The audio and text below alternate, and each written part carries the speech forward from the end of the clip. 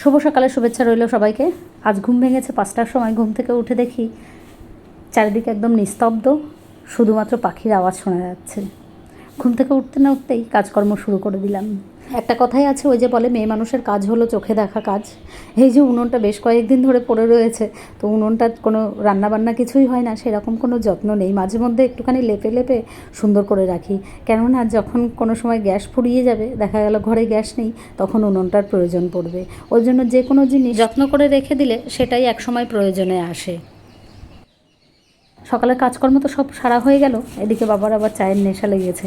বাবাকে চা দেওয়ার সঙ্গে সঙ্গে আমিও একটু লিকার চা আর সঙ্গে একটু পাতলা পেটি দিবা না, একদম পাতলা। পাতলা পেটি হলে দেবো না বলে তো করলাম, আসলে দিলাম।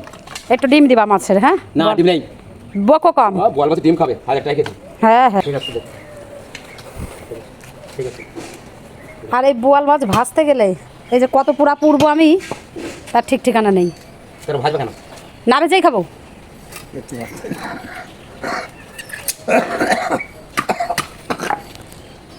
বল মাছ ও ইয়ে করবো, ডিম পিচ করবো না না রেম। আজকে আর বাজারে যাওয়া হয়নি। বাড়ির ওপর এসেছিল বোয়াল মাছ, তো বোয়াল মাছটা দেখে ভীষণ পছন্দ হলো। বেশ অনেকটা বোয়াল মাছ নিয়ে নিলাম, আর নিয়ে মাছ ফাছ ধুয়ে পরিষ্কার পরিচ্ছন্ন করে আমি রান্নাও বসিয়ে দিয়েছি। আর সমস্ত রান্নাবান্না আমার মোটামুটি কমপ্লিট হয়ে গেছে, এখন শুধু এই তরকারিটা বাকি রয়েছে। যাই হোক, এই তরকারি করতে করতে আমি এদিকে গ্যাস সমস্ত কিছু মুছে পরিষ্কার করে নিচ্ছি। রান্না করতে করতে এই কাজগুলো সেরে নিলে না কাজটা অনেকটাই হালকা হয়ে যায়। আর যদি একটুখানি বসি তখন শরীরে আলসেমি লেগে যায়, তখন আর এই কাজগুলো করা হয়ে ওঠে না। যাই হোক, এদিকে দেখুন আমার কড়াইয়ে তরকারি রয়েছে, আর এদিকে প্রেশার কুকারে আমাদের বাড়িতে যে পোষ্যগুলো আছে তাদেরই জন্য ভাত রান্না করা হয়। যাই হোক, কথা বলতে বলতে দেখুন আমার রান্নাঘরটা একদম পরিষ্কার হয়ে গেছে, কত সুন্দর লাগছে দেখতে।